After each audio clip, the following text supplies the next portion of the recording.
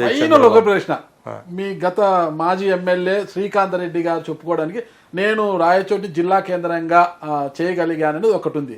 అదే సరే ఈరోజు మీరు ఎమ్మెల్యే మంత్రి అయ్యారు కదా, రాయచోటిలో రాంప్రసాద్ రెడ్డి మార్కు ఇది అని చెప్పుకోవడానికి చేసే అభివృద్ధి ఏముంది ఫైనల్ గా చెప్పండి. ఇప్పుడు శ్రీకాంత్ రెడ్డి విషయానికి వస్తే ఆయన రిజెక్టెడ్ పీస్. శ్రీకాంత్ రెడ్డిది అయిపోయింది, టర్మ్ అయిపోయింది, ఇంకా ఆయన గురించి పెద్ద పట్టించుకోవద్దండి. శ్రీకాంత్ రెడ్డి చేసినాడని చెప్పో నేను చేయాలని కాదు, కానీ నాకు ఎవరైతే అవకాశం ఇచ్చి ఒక మనిషిగా నిలబెట్టినారో, ఒక ఎమ్మెల్యేని చేసి మంత్రి చేసినారు, ఆ ప్రజల యొక్క రుణము తీర్చుకునే టైం ఆసన్నమైంది. ఏదో జిల్లా చేసినామని చెప్పి ఈరోజు గొప్పలు చెప్పుకుంటున్నారు. ఒకసారి రాయచోటి ప్రజలు గ్రహించల్లా, జిల్లా తెచ్చింది శ్రీకాంత్ రెడ్డి కాదు, జగన్మోహన్ రెడ్డి కాదు. మన ప్రాంతం భౌగోళికంగా ఇప్పుడు ఏర్పడ్డ అన్నమయ్య జిల్లాకు సెంటర్ పాయింట్గా ఉంది. ఈ పక్కల కోడూరు, రాజంపేట, ఆ పక్కల మదనపల్లి, తమ్మల్లపల్లి, పీలేరుకు సెంటర్లో ఉండడం, ప్రతి ఒక్క నియోజకవర్గానికి 50-60 కిలోమీటర్లు చుట్టూన మనది ఉండడంతోనే ఆ రోజు జిల్లా కేంద్రం చేసినారు. తప్పక ఇక్కడ ఎవడి మెహర్బానీ లేదు, ఎవడి గొప్పతనం లేదని మా రాయచోటి ప్రజలు గ్రహించాలి. First thing. రెండోది, జిల్లా కేంద్రం తెచ్చినామని మీరు చెప్పుకుంటున్నారు తప్పక ఈరోజు మీరు వైసీపీ ఆఫీస్కు అంత విలువైన భూమి ఇచ్చి 10 కోట్ల రూపాయలతో పెద్ద ప్యాలెస్ కట్టినారే, ఎక్కడికి పోయింది మీ బుద్ధి? ఎక్కడైనా ఒక పర్మనెంట్ స్ట్రక్చర్ అనేది కట్టిన పాపాన్ని పోయినారా రాయచోట్లో? ఆ రోజు పాలిటెక్నిక్ కాలేజీలు, మహిళా కాలేజీలు కేటాయించి ఆ రోజు చంద్రబాబు నాయుడు గారి ప్రభుత్వంలో ఏర్పాటైన భవనాలను ఇంతో అంత డబ్బులు పెట్టి రిపేర్ చేసి కలెక్టరేటు, ఎస్పీ బంగ్లాగా వాడుకుంటున్నారు. తప్పక మీరు జిల్లా అయిన తర్వాత ఏం చేసినారు చెప్పండి అని అడుగుతున్నా. 80 రూపాయల భోజనం 120 రూపాయలు చేసినారు, 50 రూపాయల ఆటో 100 రూపాయలు అయింది, 5,000 రూపాయల అద్దెళ్ళు వచ్చి 15,000 అయింది, 10,000 రూపాయలు ట్యాక్స్ కట్టేవాడు ఈరోజు 70,000 కడతాండి. తప్పక మనుషుల యొక్క, ప్రజల యొక్క జీవన ప్రమాణాల్లో మార్పు ఏమైనా తెచ్చారా? అభివృద్ధి అంటే ఏంది? మీరు అభివృద్ధి అంటే డెవలప్మెంట్ చేసిన తర్వాత ఏదైనా ఇన్స్టిట్యూషన్స్ తేవాలా, అక్కడ ఏదన్నా ఒక సిస్టమ్ డెవలప్ చేసిన తర్వాత పన్నులు కలెక్ట్ చేయాలి. ఈరోజు కేవలం అని జిల్లా పేరు పెట్టేసి అన్ని రేట్లు పెంచేసినారు. ఇంకా ఇంతో అంత మీలాంటి వాళ్ళు అడగచ్చు, రాయచోట్లో హోటళ్ళు వచ్చినాయి, సెలూన్లు వచ్చినాయి అనొచ్చు. జిల్లా అయింది కాబట్టి ఎవరో ప్రైవేట్ ఎంటర్ప్రైనర్లు వచ్చి అక్కడ లాడ్జ్లు కట్టుకున్నారు.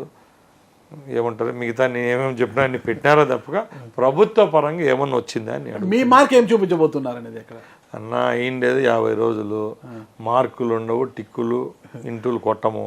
5 సంవత్సరాల్లో రాయచోటి ప్రజలు ఏదైతే కోరుకుంటున్నారో అది చేసి చూపించేదానికి సిద్ధంగా మాటల్లో చెప్పడం జరగదు. మీకు గత 8 సంవత్సరాల ముందు నేను మీకు ఇంటర్వ్యూలో ఒకటే చెప్పా, మీరు నన్ను క్వశ్చన్ అడిగినా నాకు ఇంకా గుర్తుంది. అంటే రాయచోటి ఎమ్మెల్యే పరిధి ఏంది అని మీరు అడిగినారు.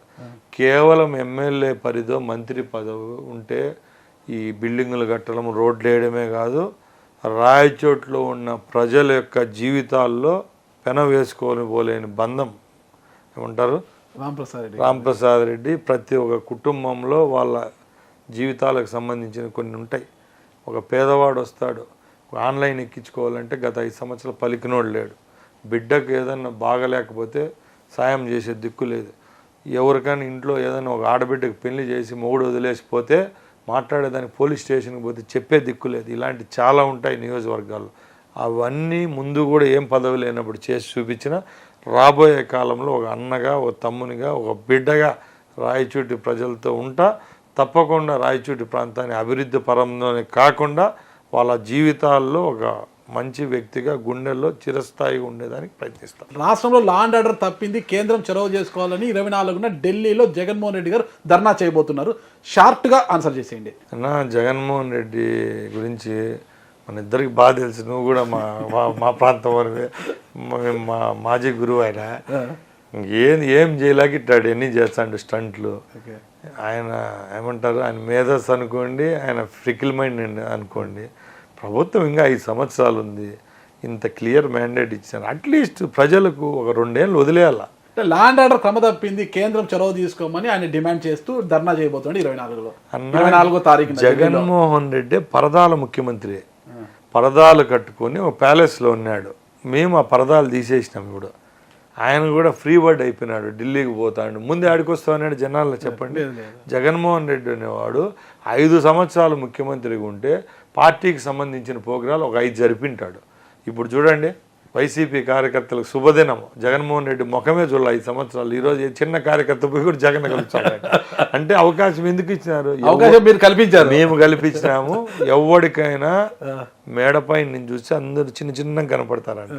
ఈరోజు జగన్మోహన్ రెడ్డి కిందికి వచ్చి చూస్తే ప్రజల యొక్క కష్టాలు నష్టాలు తెలుస్తాయి. కాబట్టి ఇప్పటికైనా నేను ఒక కామన్ మ్యాన్గా ఒకటే అడుగుతున్నా, నీకు చిత్తశుద్ధి అనేది ఉంటే నువ్వు ఆ రోజు పాదయాత్ర చేసి ముఖ్యమంత్రి అయినాను మీ వాళ్ళంతా చెప్పుకుంటారు.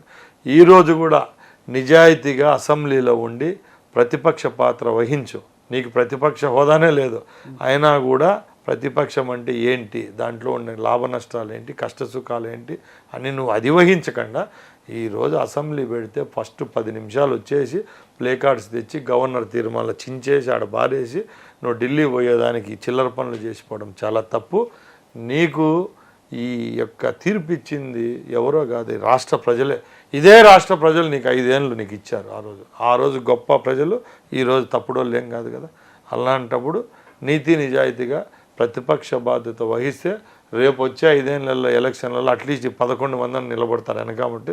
లేకపోతే 10-15 రోజుల్లో అందరూ ఊసిపోతారు. ఇంకోటి లాస్ట్ పాయింట్ చెప్తున్నా, ఈరోజు ఆయన అసెంబ్లీలోకి వచ్చేదానికి కూడా కారణం ఆ ఎమ్మెల్సీలే ఈరోజు. ఎందుకంటే ఆ 11 మంది ఎమ్మెల్యేలతో ధైర్యంగా రాలేడు.